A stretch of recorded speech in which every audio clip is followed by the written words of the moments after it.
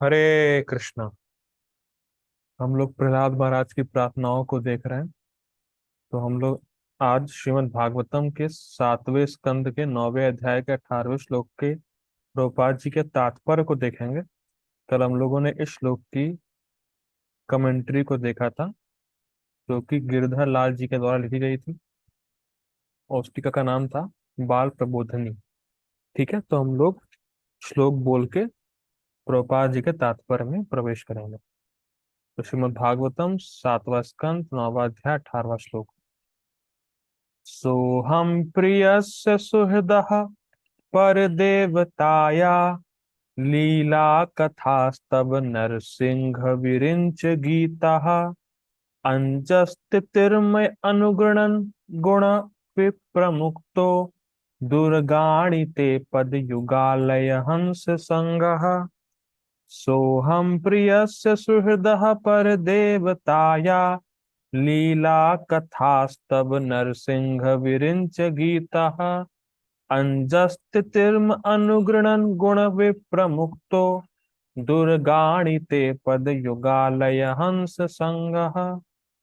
ठीक है, इसका अनुवाद देखिए।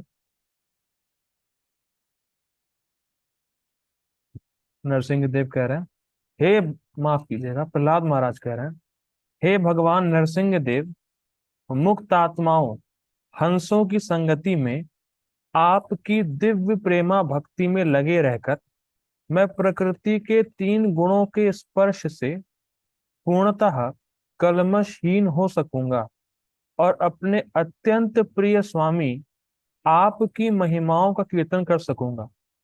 मैं ब्रह्मा तथा उनकी शिष्य परंपरा के पद चिन्हों पर ठीक तरह से चलकर आपकी महिमाओं का कीर्तन करूंगा।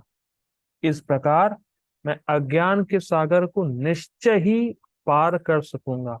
अंजस तितिर्मया, अंजस मतलब इतनी आसानी से पार कर लूंगा कि मैं दुर्गाणी, 1000 प्रकार के लोग उपाय करते हैं इस संसार को पार करने के लिए, मैं उनको गिनूंगा भी नहीं।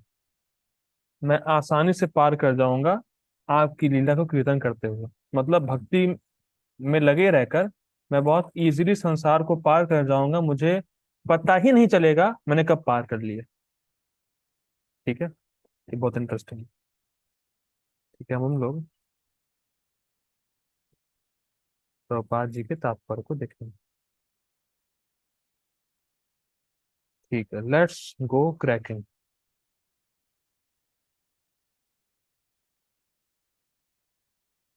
ठीक है, तात्पर्य देखिए। इस श्लोक में भक्त के जीवन तथा कर्तव्य की भली भांति व्याख्या की गई है। मतलब किस प्रकार से एक भक्त को जीना चाहिए, किस प्रकार से एक भक्त को भक्ति में लगे रहना चाहिए, इसकी व्याख्या इस श्लोक में हुई है। और क्या बताया गया है? भगवान की लीला कथा का अनुग्रहण, भगवान की लीला कथा का गान निरंतर करना है और परंपरा में करना है। ठीक, आगे पढ़ते हैं। जो ही भक्त, बहुत इंटरेस्टिंग, जो ही भक्त भगवान के पवित्र नाम तथा उसके यश का कीर्तन कर सकता है वह निश्चय ही मुक्ति पद पर पहुंच जाता है। काफी इंटरेस्टिंग है। इहा यस्य हरेर दास्य मनसा कर्मणा गिरा निखिल निखिलासु अपि अवस्थासु जीवन मुक्तः स उच्यते। मतलब जैसे ही कोई व्यक्ति अपने मन से, कर्म से, वाणी से कृष्ण की सेवा करने की इच्छा करता है या सेवा करना चाहता है, करा नहीं है, केवल चाह रहा है कि मैं कृष्ण की सेवा करूं, वो उसी क्षण मुक्त हो जाता है। जैसे ही आप भगवान का नाम बोलना चाहते हैं आप मुक्त हैं। बोले नहीं है अभी, बोलना चाहते हैं आप मुक्त हो गए। और जैसे ही आपने नाम बोल दिया आपकी जो जीभ है वो स्पिरिचुअल हो गई। इस संबंध में हिज होलीनेस भक्ति रसामृत स्वामी महाराज जी बता रहे थे बहुत सुंदर, कि जैसे ही कोई व्यक्ति ये सोचे कि ये फूल कृष्ण के लिए है, वो फूल स्पिरिचुअल हो जाता है। ये वस्तु कृष्ण के लिए है, वो वस्तु स्पिरिचुअल हो जाती है। जैसे मैं सोचूं कि इस लैपटॉप से मुझे क्लास देनी है, ये लैपटॉप स्पिरिचुअल हो गया। ये अचिंत्य शक्ति है भगवान की। जैसे ही आप कृष्ण का नाम और उनके यश का कीर्तन करना सोचते हैं, आप मुक्त हो जाते हैं।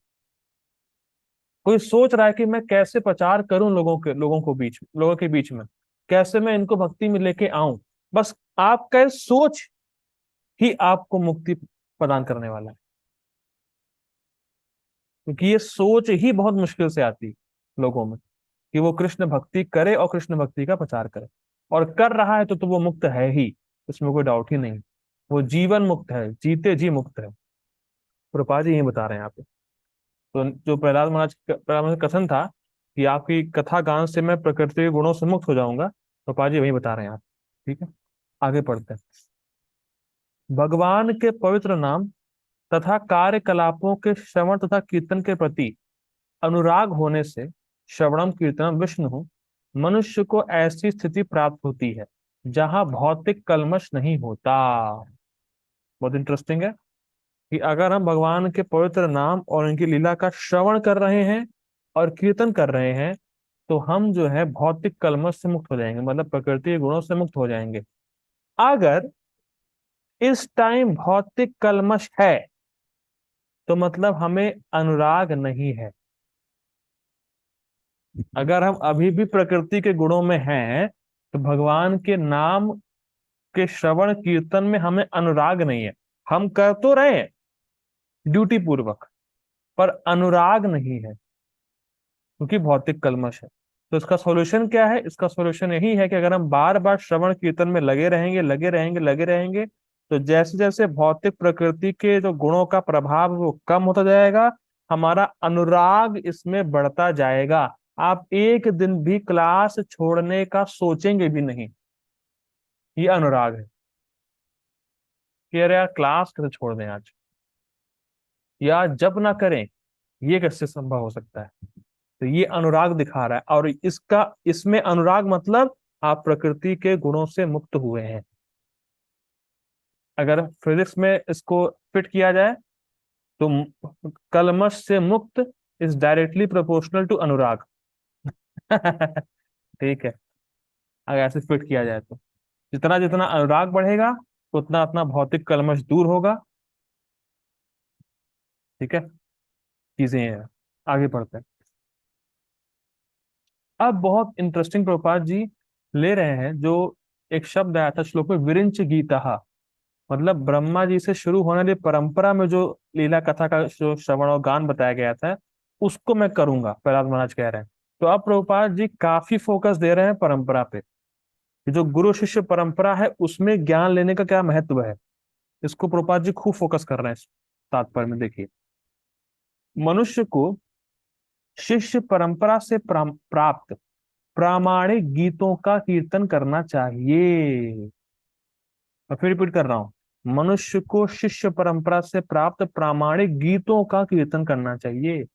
देखिए, कई बार ऐसा होता है, या कई कुछ ऐसे लोग हैं, या अगर आप अगर कहीं वृंदावन धाम में जाएंगे, तो आपको ऐसे बहुत से लोग मिलेंगे जो हरे कृष्ण महामंत्र नहीं करते हैं। उनका अलग ही अपना एक मंत्र है, निताई गौ राधे श्याम, जपो हरे कृष्ण हरे राम। तो वो इस प्रकार से गाते हैं, या उनका एक तरीके से यही एक मंत्र है जिसको वो बोलते हैं। और ये प्रभुपाद जी के जब गुरु महाराज थे, शिला भक्ति सिद्धांत ठाकुर महाराज, तो उनके समय से ही ये चालू हो गया था। कुछ ऐसे पंथ के लोग निकल आए, या जो कुछ ऐसे वैष्णव निकल आए जो इस प्रकार के मंत्र को प्रोपोगेट करें, निताई गौर राधे श्याम, जपो हरे कृष्ण हरे राम। तो ये कोई शास्त्र में लिखा नहीं है, ये कोई शास्त्र में मौजूद ऐसा मंत्र नहीं है। तो इस प्रकार से जिन्होंने इस मंत्र को फैलाया, तो प्रभुपाद जी गुरु महाराज ने, श्री भक्ति सिद्धांत ठाकुर महाराज जी ने उनको बहुत डांटा। और उसने कहा कि आप अगर आपको अगर कोई मंत्र देना ही था तो आपने हरे कृष्ण महामंत्र क्यों नहीं दिया, ये क्यों अपना नया निकाल लिया, निताई गौर राधे श्याम जपो हरे कृष्ण हरे राम, तो ये अपना अलग क्यों निकाला आपने, हरे कृष्ण महामंत्र क्यों नहीं दिया। तो उन्होंने कहा कि हाँ हम आपकी बात समझ रहे हैं, लेकिन अब तो हम लोगों ने दे दिया है, तो अब बहुत लेट हो गया, अब हम कुछ कर नहीं सकते, अब लोग इसको फैला रहे हैं।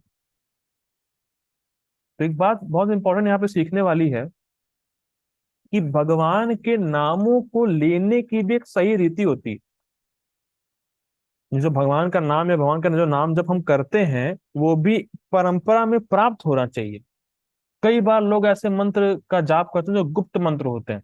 अगर उनसे पूछो कि आप कौन से मंत्र का जाप करते हैं, ये बहुत गुप्त है, रहस्यमयी है, हम बोल नहीं सकते, बता नहीं सकते।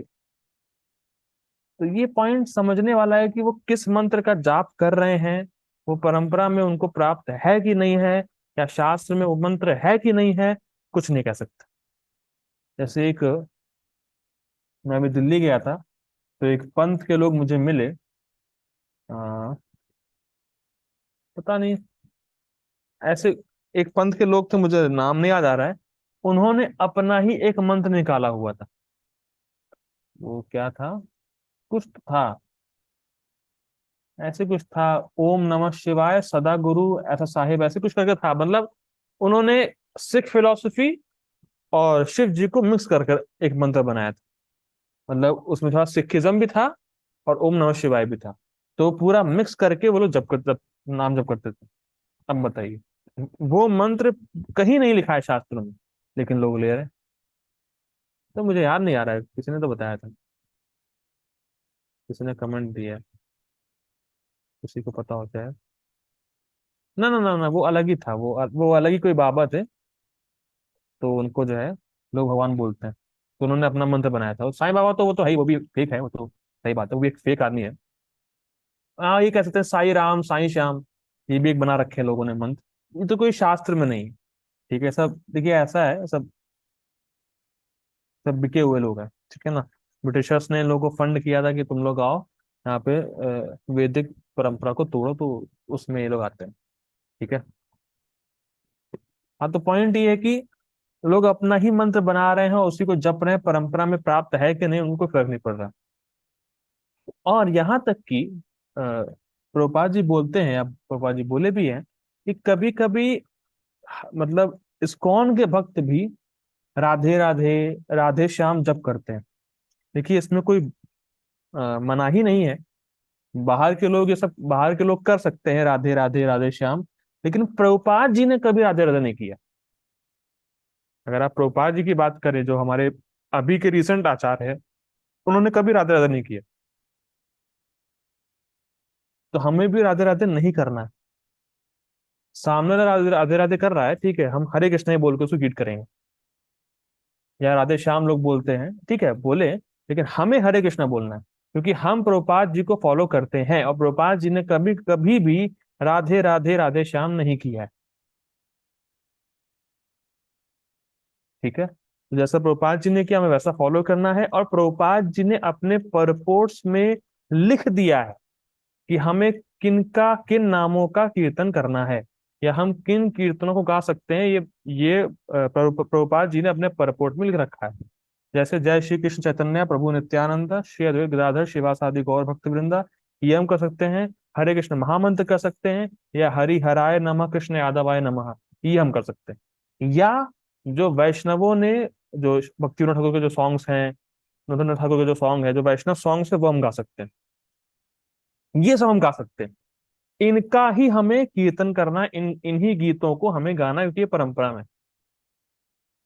जैसे एक, ये सब सॉन्ग नहीं गाने, रात श्याम सपने में आए दैया खा गए, ये वो फलाना क्या क्या क्या, वो जो सॉन्ग आते हैं उन लोगों के बॉलीवुड सॉन्ग, और सब, ये सब नहीं करना है।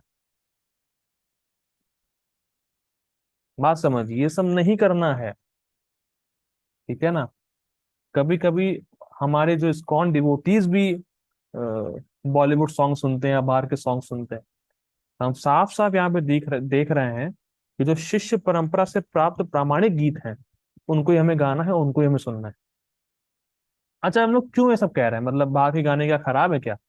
नहीं, बाहर के गाने खराब नहीं है, लेकिन बाहर के गानों से कृष्ण प्रसन्न नहीं होते। बस ये पॉइंट है। अगर आपको अपनी प्रसन्नता के लिए गाने सुनना है तो आप कहीं के भी गाने सुनिए, कोई भी मंत्र का जाप करिए। लेकिन अगर आपको कृष्ण को प्रसन्न करना है तो आपको प्रामाणिक गीत ही गाने हैं, प्रामाणिक गीत ही सुनने हैं। अब चॉइस आपकी है कि आपको अपने आप को प्रसन्न करना है, कृष्ण को प्रसन्न करना है। Choice is yours. ठीक, तो ये बहुत इंपॉर्टेंट पॉइंट क्या सीख रहे हैं हम? पॉइंट ये है कि अगर हम परंपरा में चीजों को रिपीट करते हैं तब कृष्ण प्रसन्न होंगे, और अगर हम अपना कुछ नया ले आएंगे तो उससे कृष्ण प्रसन्न नहीं होंगे, भले ही जनता प्रसन्न हो जाए, लेकिन कृष्ण प्रसन्न नहीं होने वाले हैं। कृष्ण तो परंपरा से ही प्रसन्न होते हैं। ठीक है, ये पॉइंट हमें सीखना है। आगे पढ़ते हैं। भगवत गीता में कहा गया है कि शिष्य परंपरा के पालन से कीर्तन शक्तिशाली बनता है। एवं परंपरा प्राप्तम इमम राज ऋषयो विदु। तो इस संदर्भ में प्रभुपाद जी बहुत सुंदर बात बोलते हैं। प्रभुपाद जी कहते हैं कि अगर कोई भी व्यक्ति गीता को परंपरा में किसी भी जीवात्मा को देगा तो वो व्यक्ति उस जीवात्मा का परम कल्याण करेगा। मैं फिर रिपीट कर रहा हूं। अगर आप किसी को भी गीता पढ़ा रहे हैं और परंपरा में एज इट इज वाली पढ़ा रहे हैं तो आप उस जीवात्मा का, जिसको आप पढ़ा रहे हैं, उसका परम कल्याण कर रहे हैं। लेकिन अगर आपने गीता में, प्रभुपाद जी के शब्द हैं, अगर आपने भगवत गीता में हल्का सा भी चेंज कर दिया तो फिर वो यूजलेस हो जाए।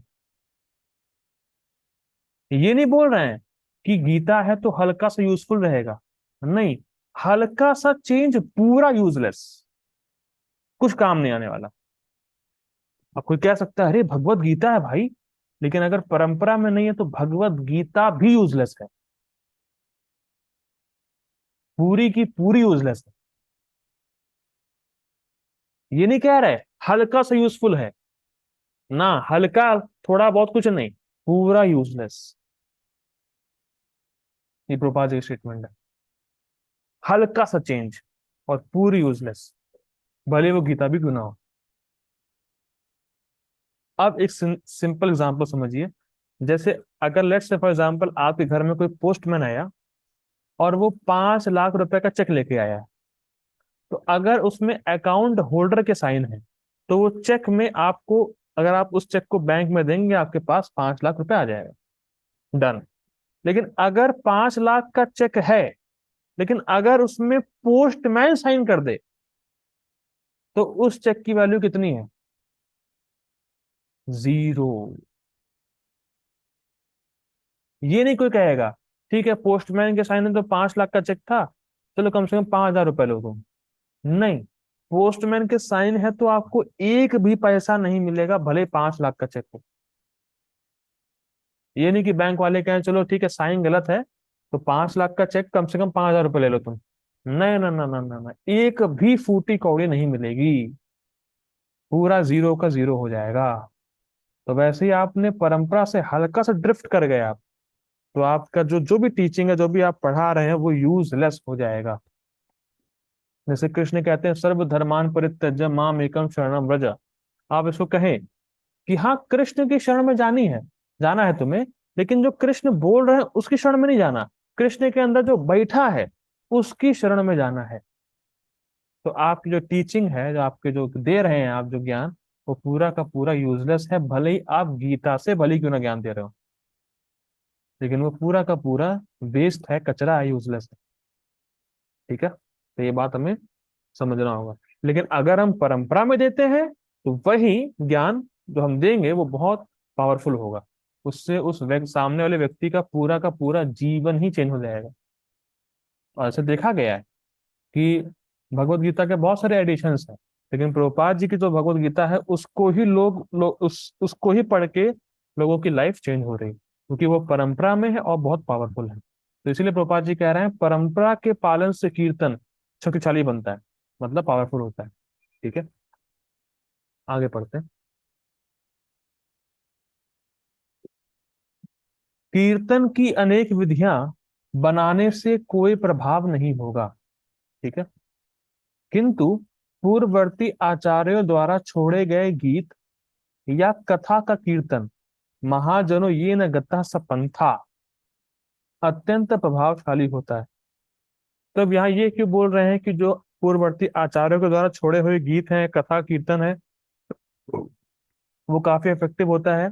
क्योंकि जो आचार्य गण हैं उनको पता है कि किन शब्दों से भगवान को सुख मिलता है। ये रहस्य है। जो जो आचार्य परंपरा में है उनको पता है कि किन शब्दों से किस तरह जो मतलब कीर्तन किया जाए, किस तरह के गीत गाए जाएं जिससे कृष्ण प्रसन्न होते हैं, वो उनको पता है। तो वैसा ही करते हैं। और जब हम उसको वैसे के वैसे फॉलो करते हैं तो कृष्ण हमसे भी प्रसन्न होते हैं। आप बात समझिए। जो परंपरा में आचार्यगण होते हैं वो कृष्ण को बहुत प्रिय होते हैं, क्योंकि वो कृष्ण के शुद्ध भक्त होते हैं। तो शुद्ध भक्त को पता है कि किस शब्द से, किस भाव से भगवान कृष्ण प्रसन्न होते हैं। तो अगर हम उसको वैसे का वैसे फॉलो करेंगे तो कृष्ण हमसे भी उतना ही प्रसन्न होंगे। ये पॉइंट है। जैसे एग्जाम्पल के तौर पे चैतन्य महाप्रभु के पास एक कवि आया।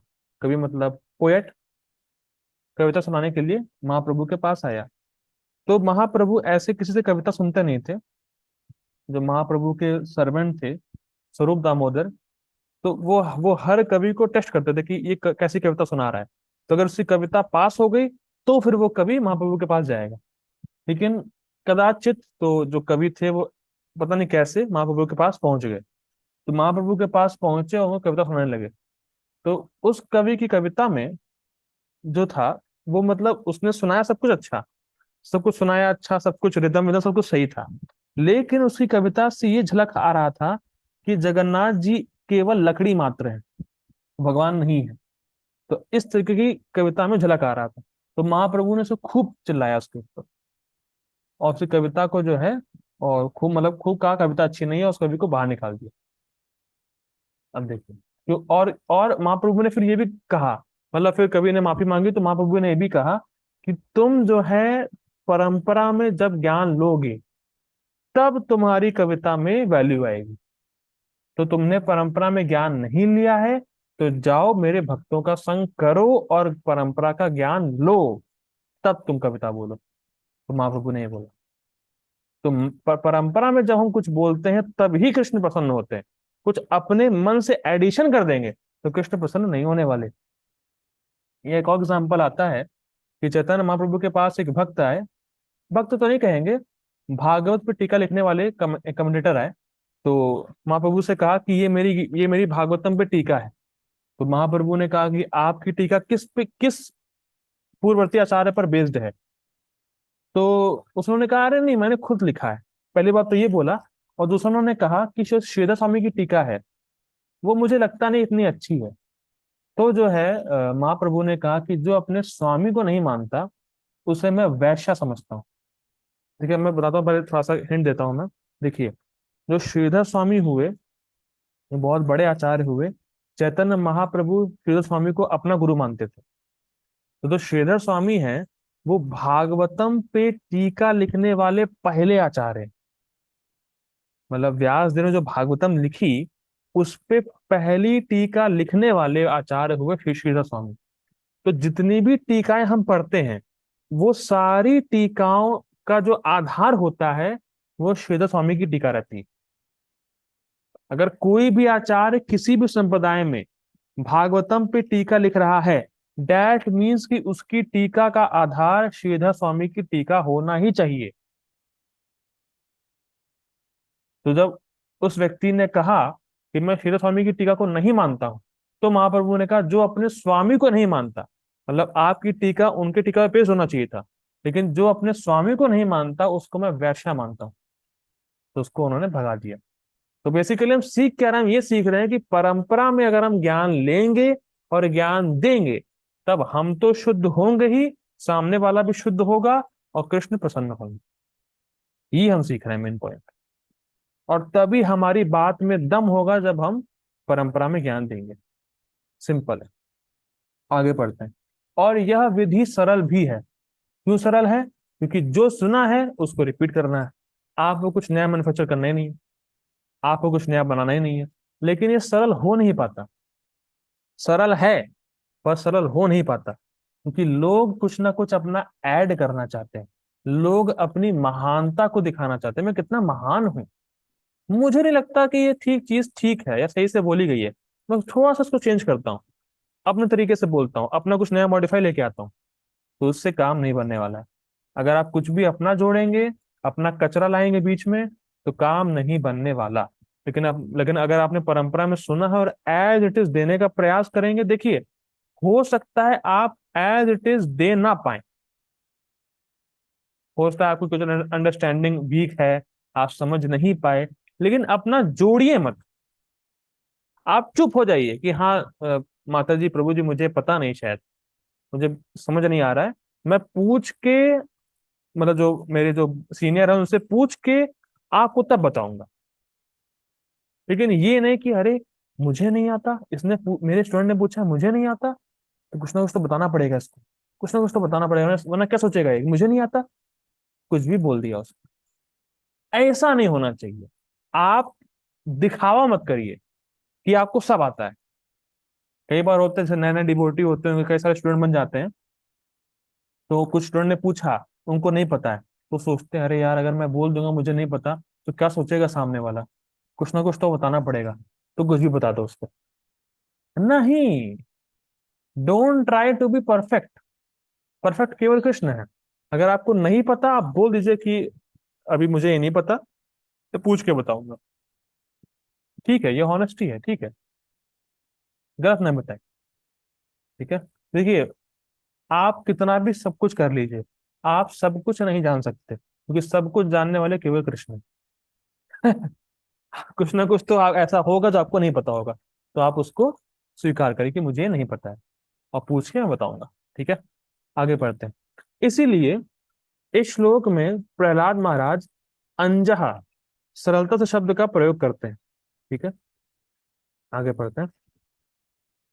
शिष्य परंपरा से प्राप्त महापुरुषों के विचारों को स्वीकार करना निश्चय ही उस शुष्क चिंतन विधि से सरल होगा, जिसके द्वारा मनुष्य परम सत्य को समझने के लिए कोई ना कोई साधन ढूंढने का प्रयत्न करता है।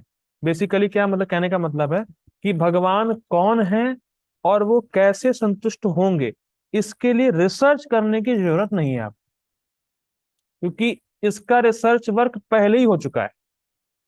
इसकी रिसर्च पहले ही हो चुकी है ब्रह्मा जी की सभा में।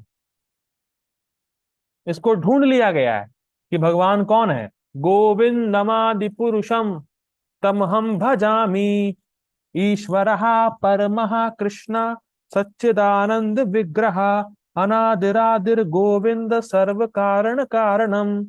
सब ढूंढ रखा है पहले ही, रिसर्च हो चुकी है पहले ही। बस यू हैव टू एक्सेप्ट, आपको स्वीकार करना है बस। ब्रह्मा जी ने ढूंढ लिया है कि परम ईश्वर कृष्ण है, और वो भक्ति से संतुष्ट होते हैं। और पहले के सभी आचार्यों का यही मत है, कृष्ण भगवान है और कृष्ण की भक्ति करने से कृष्ण संतुष्ट होंगे, और केवल सुनने से संतुष्ट हो जाएंगे।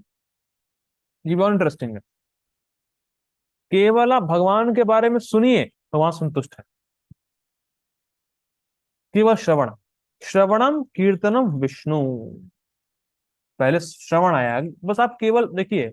सनातन गोस्वामी बहुत सुंदर कहते हैं, वो कहते हैं कि अगर कोई व्यक्ति इतना अयोग्य है कि वो कुछ भी पढ़ नहीं सकता, कुछ भी समझ नहीं सकता, लेकिन अगर वो पूरा जीवन अपना भगवान के बारे में केवल सुनता रहे, तो वो भगवान के पास पहुंच जाएगा।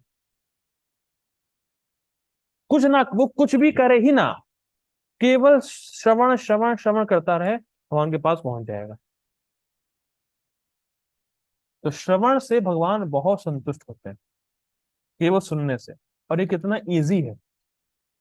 आपको बहुत साल तपस्या नहीं करनी है, आपको अपना शरीर नहीं सुखाना है। एक श्लोक में ब्रह्मा जी कहते हैं, स्थाने स्थिता श्रुति गतान तनुवान मनोभी। स्थाने स्थिता, जहां पर आप हैं, आप स्टूडेंट हैं, बिजनेसमैन हैं, जॉब करते हो, कुछ भी करो, स्थान स्थित श्रुति, श्रुति गतान, सुनते रहो भगवान के बारे में।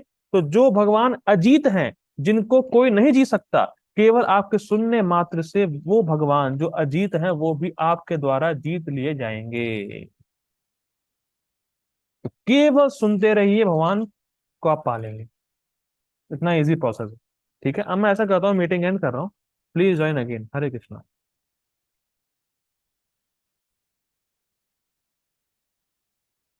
हरे कृष्णा, पढ़ते हैं आगे।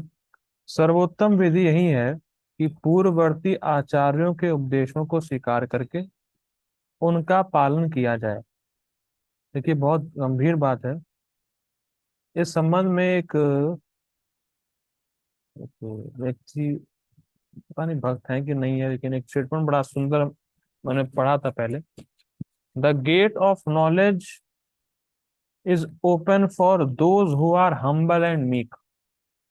मतलब ज्ञान का दरवाजा उनके लिए खुला है जो नम्र है। ठीक है, मतलब ज्ञान का दरवाजा उनके लिए है जिनके अंदर नम्रता है। मतलब व्यक्ति कम से कम ये तो स्वीकार करे कि मैं अज्ञान में हूँ। जो सनातन गोस्वामी बोलते थे कि अ, ग्राम व्यवहारे पंडित कोरी मानी। मतलब जो ग्राम व्यवहार, मतलब लोग मुझे बहुत बड़ा पंडित बोलते हैं, लेकिन मैं जानता हूँ कि मैं पंडित नहीं हूँ, और मुझे यही नहीं पता कि मैं कौन हूँ। मतलब मैं नहीं जान पा रहा हूँ, मैं खुद ही नहीं जानता कि मैं हूँ कौन। महाप्रभु से बोलते हैं। तो कम से कम व्यक्ति इतना नम्र हो पहले कि वो स्वीकार करे कि मैं नहीं जानता हूं कि मैं हूं कौन, और फिर विनीत भाव से ज्ञान स्वीकार करे कि आप जो शास्त्र की बात बोल रहे हैं, भले ही मैं इस समय नहीं समझ पा रहा, लेकिन जो आप बोल रहे हैं वो सत्य है। जो आप बातें बोल रहे हैं वो सत्य है, पर मैं अभी समझ नहीं पा रहा हूँ अपनी बद्ध अवस्था में।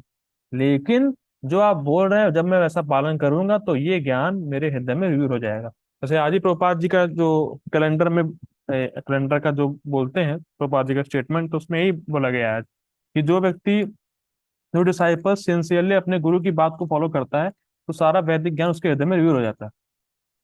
तो भले ही हमें समझ में नहीं आ रहा हो, लेकिन अगर हम पूर्ववर्ती आचार्यों की बातों को स्वीकार करके उसका पालन करते हैं, उसको अपने जीवन में लेके आते हैं, तो जो भी ज्ञान हमें मिला है वो हम उसको रिवील हो जाएगा, हम उसको साक्षात्कार कर पाएंगे। ठीक है, आगे पढ़ते हैं। तब ई साक्षात्कार तथा आत्म साक्षात्कार अत्यंत सरल हो जाएंगे।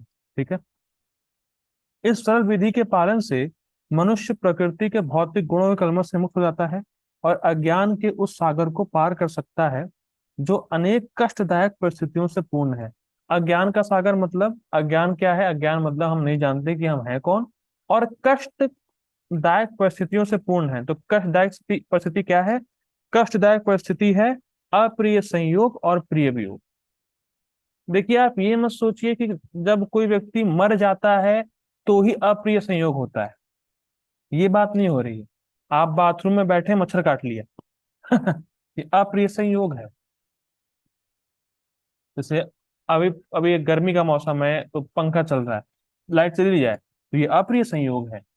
तो अप्रिय संयोग और प्रिय वियोग तो एक के बाद एक हर क्षण हो रहा है। केवल ये बात यहाँ पे ये नहीं हो रही कोई मर जाए तो अप्रिय संयोग है।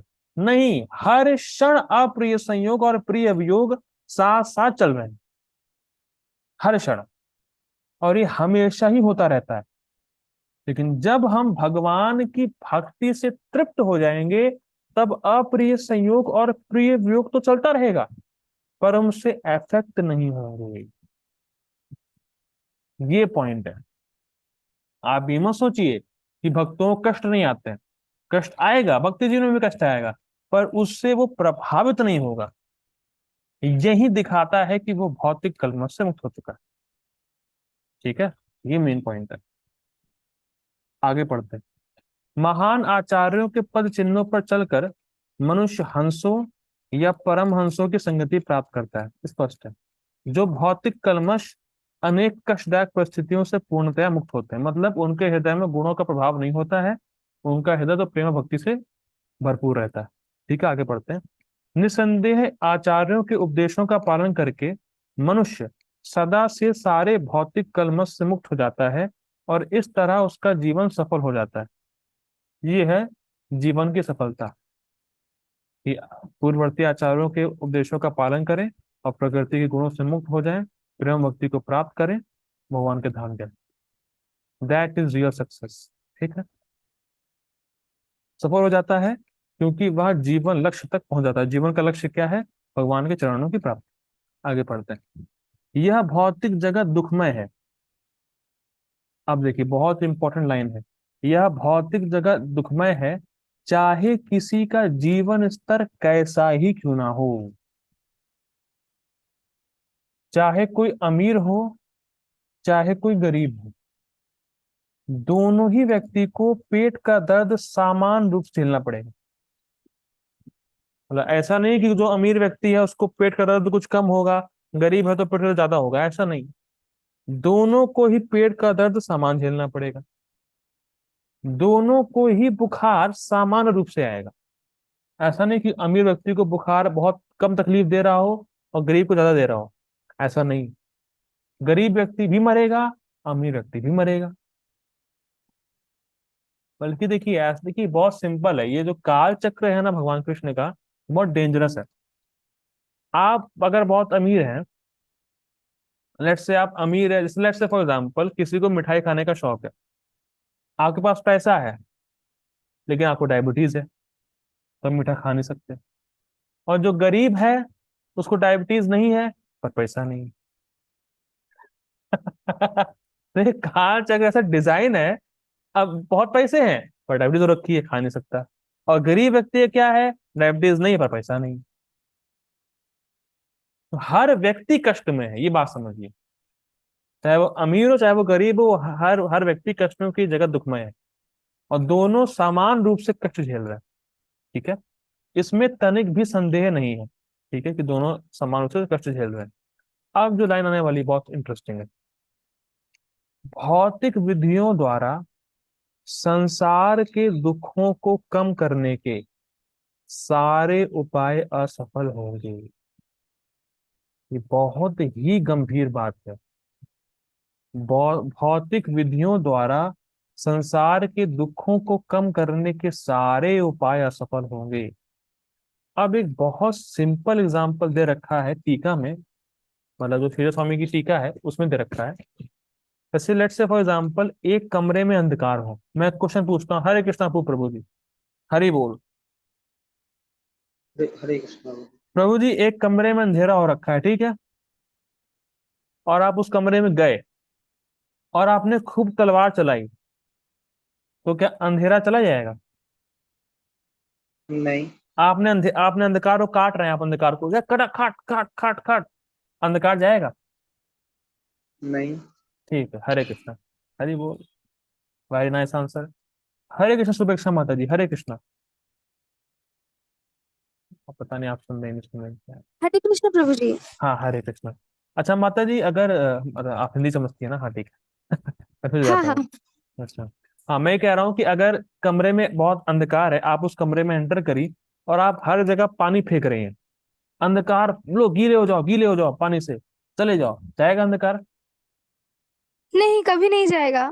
कभी नहीं जाएगा। हरी बोल। थैंक यू माता जी। कितना सिंपल लग रहा है ना? इसका एप्लीकेशन बहुत टफ है। देखिए, जैसे कमरे में अंधकार है, आप तलवार चलाओ, पानी डालो, धुआं उड़ाओ, अंधकार कभी दूर नहीं हो सकता। अंधकार दूर कब होगा? जब रोशनी आएगी। इसीलिए एक सुंदर कविता है, अंधकार को क्यों धिक्कारें, एक दीपक जलाएं। अंधकार क्यों धिक्कार है? अंधकार है, अंधकार है, अंधकार है, दीपक ले आओ ना, अंधकार गायब। तुम माया को दोष क्यों दे रहे हो? कुछ नहीं होगा दोष देने से, भक्ति करो ना भाई। आप देखते नहीं संसार में लोग कितना गाली देते हैं, अरे सरकार ने ये कर दिया, वो कर दिया, यहाँ तो ये ऐसा, यहाँ तो वैसा है, इतना कष्ट है, दुख है, ये वो फलाना धमाका। क्या हो जाएगा इससे? क्यों दोष दे रहे हो? संसार में दुख ही दुख है, तो दुखों को दोष मत दो, दीपक जलाओ, भक्ति करो, दुख अपने आप चले जाएंगे।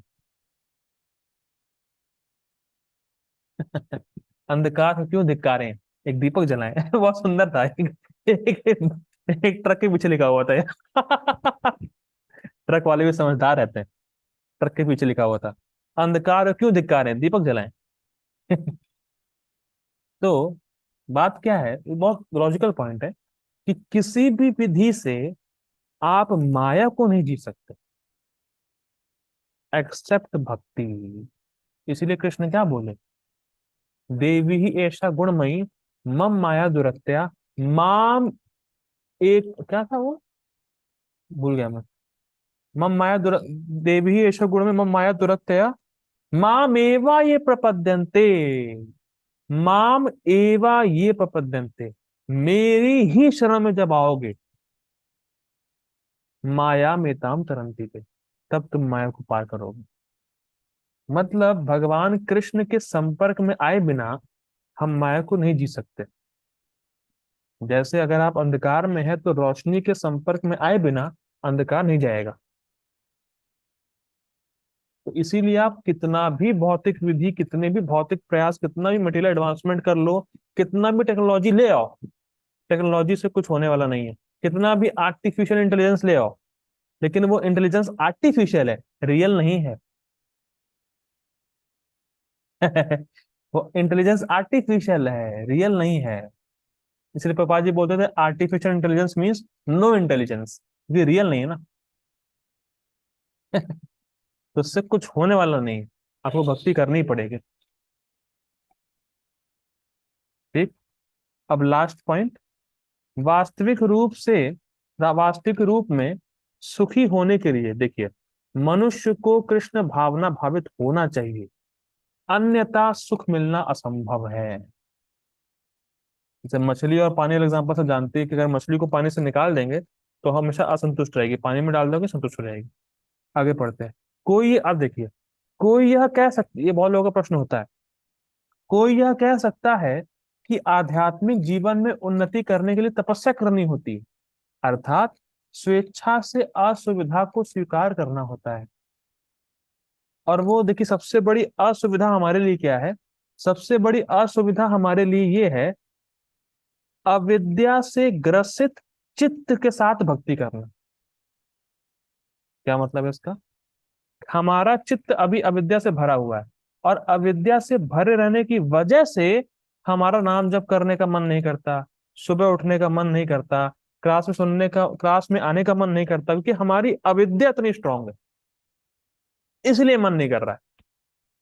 जैसे लेट्स से किसी किसी व्यक्ति को जॉन्डिस है, ठीक है, और वो देख रहा है उसके आसपास जितने लोग हैं रसगुल्ला खा रहे हैं, एंजॉय कर रहे हैं, और जब वो रसगुल्ला खा रहा है तो कड़वा लग रहा है।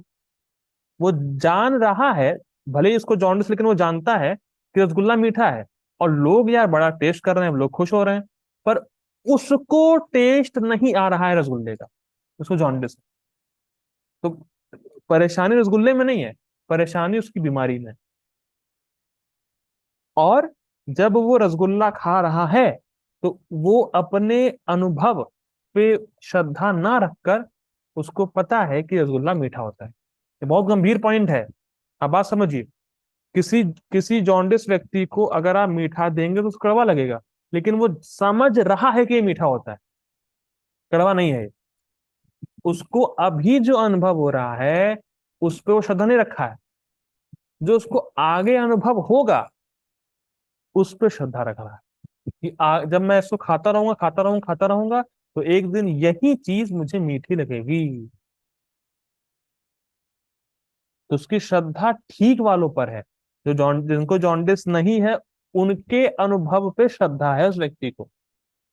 तो भले ही अभी हमें भक्ति का सुख नहीं मिल रहा हो, लेकिन जिनको भक्ति का सुख मिल चुका है उस पर श्रद्धा रखनी है हमें। जैसे शिला प्रभुपाद जी हो गए, या बड़े बड़े जो डिवोटी, एडवांस डिवोटी हैं, उन पर श्रद्धा रखनी है हमें कि वो भक्ति करे हैं, उनको आज सुख मिल रहा है, भक्ति का सुख मिल रहा है। ठीक है। तो देखिए बहुत इंपॉर्टेंट पॉइंट है, सिंपल लैंग्वेज में बोला जाए, तपस्या तो आप हर जगह कर ही रहे हो।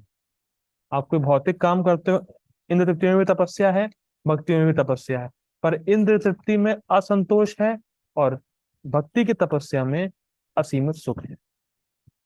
तो तपस्या यहाँ करो ना, सिंपल है। ठीक है, तपस्या तो आप कर ही रहे हैं, लेकिन तपस्या का फल, आपको दुख मिल रहा है एक जगह, और यहाँ तपस्या का फल असीमित सुख मिल रहा है, तपस्या यहाँ करना चाहिए ना। सिंपल बात है। आगे पढ़ते हैं, लास्ट लाइन। किंतु इस तरह की असुविधा, अब ये बहुत इंपॉर्टेंट, बहुत ही डीप लाइन है। किंतु इस तरह की असुविधा, मतलब जो तपस्या में योग कष्ट होता है, इस तरह की असुविधा उतनी घातक नहीं है जितनी कि सारे दुखों को कम करने के भौतिक प्रयास होते हैं। अच्छा, क्यों घातक बता रहे हैं प्रभुपाद जी भौतिक प्रयासों को? क्योंकि अगर आप दुख कम करने के लिए भौतिक प्रयास कर रहे हैं, वो घातक इसलिए है क्योंकि उससे तो आपकी अविद्या और बढ़ेगी, आपको और दुख मिलेगा। आप बात समझिए। प्रहलाद महाराज ने इसके पिछले श्लोक में क्या कहा था? प्रहलाद महाराज ने पिछले श्लोक में कहा था कि दुख की जो औषधि है, जो भौतिक प्रयास है, वो तो और दुख दे रहे हैं क्योंकि हमारी अविद्या बढ़ती है। तो अगर आप कोई भौतिक प्रयास कर रहे हैं अपने कष्ट को दूर करने के लिए, तो उससे आपकी अविद्या बढ़ेगी, और अविद्या बढ़ने से आपके कष्ट और बढ़ेंगे, तो ये तो और घातक है।